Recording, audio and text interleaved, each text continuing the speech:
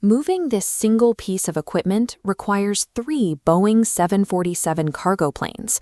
It weighs over 200 tons, and acquiring just one of these units costs a buyer roughly $400 million. This is ASML's high-NA extreme ultraviolet lithography machine. If a company wants to manufacture the physical microchips required for the next generation of artificial intelligence, they have to put their silicon through this exact device. This matrix shows the steep climb. With U.S. export bans, China must build replicas from scratch. While the leading edge hits 2 nanometers, China's SME is mastering 90 nanometers.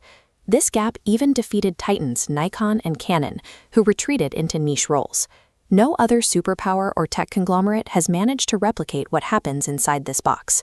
A relatively obscure Dutch company has built the only tool capable of mass-producing the silicon wafers the AI industry requires.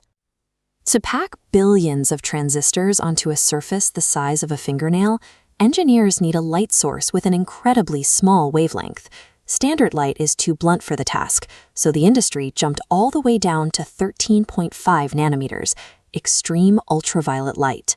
EUV light doesn't exist naturally on Earth in a way we can harness for manufacturing. Generating it requires firing a high-power laser at a microscopic droplet of molten tin. The first pulse flattens the droplet, the second vaporizes it.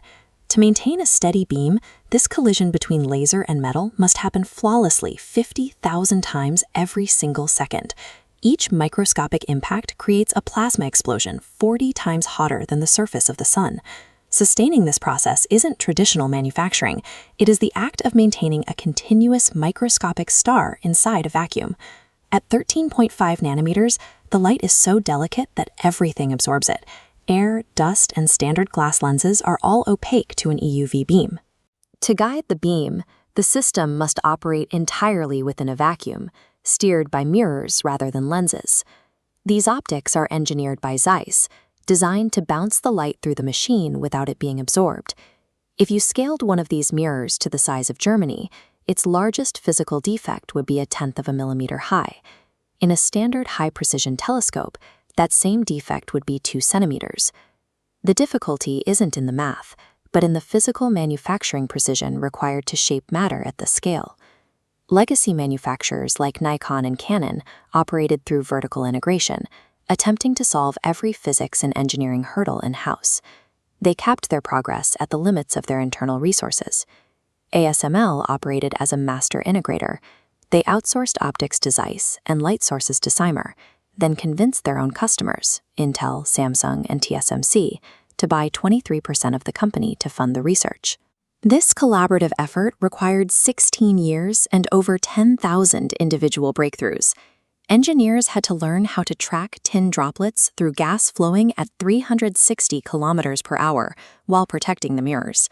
By the time a single competitor could solve one internal hurdle, ASML's global network had already solved 10. This distributed risk-sharing allowed them to outrun any single company attempting to shoulder the burden alone. Export bans and patent filings treat the machine as a finished product rather than a snapshot of a moving target. Blueprints alone are useless without the decades of trial and error required to make them work. The system is the physical embodiment of 50 years of compounded human knowledge, distributed across 5,000 hyper-specialized suppliers. That knowledge lives in the calibration systems and the engineers, not just the hardware. While a government can sanction a piece of equipment, it cannot manufacture decades of institutional knowledge on demand. The global digital economy and the AI revolution currently rest on a single campus in the Netherlands. If ASML stops shipping, progress in high-end computing stops with it. This is the physical frontier of computing. While AI developers optimize their code, their progress is ultimately gated by the physical properties of silicon and the precision of the machines that carve it. ASML has consolidated a monopoly on industrial complexity. They are currently the only entity capable of manufacturing the hardware required for the next decade of digital growth.